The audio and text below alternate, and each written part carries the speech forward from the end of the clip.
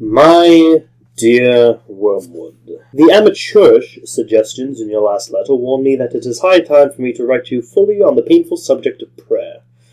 You might have spared the comment that my advice about his prayers for his mother proved singularly unfortunate. That is not the sort of thing that a nephew should write to his uncle, nor a junior tempter to the undersecretary of the department. It also reveals an unpleasant desire to shift responsibility. You must learn to pay for your own blunders. The best thing, where it is possible, is to keep the patient from the serious intention of praying altogether. When the patient is an adult recently reconverted to the enemy's party, like your man, this is the best done by encouraging him to remember, or to think he remembers, the parrot-like nature of his prayers in childhood. In reaction against that, he may be persuaded to aim at something entirely spontaneous, inward, informal, and regularized. And what this will actually mean to a beginner will be an effort to produce in himself a vaguely devotional mood, in which real concentration of will and intelligence have no part. One of the poets, Coleridge, has recorded that he did not pray with moving lips and bended knees, but merely composed his spirit to love and indulged a sense of supplication. That is exactly the sort of prayer we want, and since it bears a superficial resemblance to the prayer of silence as practiced by those who are very far advanced in the enemy's service, clever and lazy patients can be taken in by it for quite some time. At the very least, they can be persuaded that the bodily position makes no difference to their prayers, for they constantly forget, what you must always remember, that they are animals, and whatever their bodies do affects their souls. It is funny how mortals always picture us as putting things into their minds. In reality, our best work is done by keeping things out.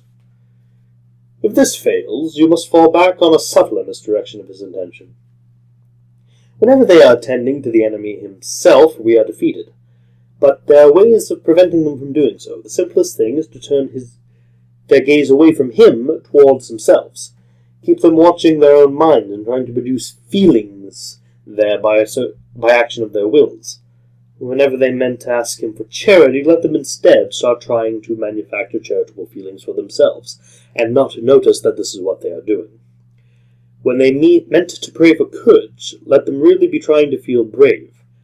When they say they are praying for forgiveness, let them be trying to feel forgiven. Teach them to estimate the value of each prayer by the success in producing the desired feeling, and never let them suspect how much success or failure of that kind depends upon whether they are well or ill, fresh or tired at the moment. But of course the enemy will not in the meantime be idle. Whenever there is prayer, there is a danger of his own immediate action. He is cynically indifferent to the dignity of his position, and ours as pure spirits, and to human animals on their knees he pours out self-knowledge in quite a shameless fashion. But even if he defeats your first attempt at misdirection, we have a subtler weapon. The humans do not start with that direct perception of him which we, unhappily, cannot avoid. They have never known that ghastly luminosity, that stabbing and searing glare which makes the background of permanent pain to our lives. If you look into your patient's mind when he is praying, you will not find that. If you examine the object to which he is attending, you will find that it is a composite object containing many quite ridiculous ingredients. There will be images derived from pictures of the enemy as he appeared during the discreditable episode known as the Incarnation. There will be vaguer, perhaps quite savage, puerile images associated with the other two persons.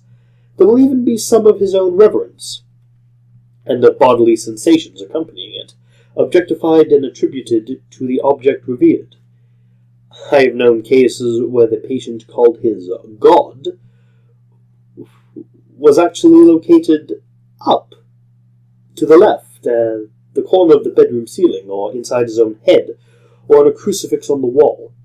But whatever the nature of the composite object, you must keep him praying to it, to the thing that he has made, not to the person who has made him. You may even encourage him to attach great importance to the correction and improvement of this composite object, and keeping it steadily before his imagination during the whole prayer. For if he ever comes to make the distinction, if ever he consciously directs his prayers not to what I think thou art, thou knowest thyself to be, our situation is, for the moment, desperate. Once all of his thoughts and images have been flung aside, or if retained with a full recognition that they are of their merely subjective nature, and the man trusts himself to the completely real external invisible presence, there with him in the room, and never knowable to him as he is known by it, why then it is the incalculable may occur. In avoiding this situation, the real nakedness of the soul in prayer, you will be helped by the fact that humans themselves do not desire it as much as they suppose. Such a thing is getting more than they bargain for. Your affectionate uncle, Screwtape.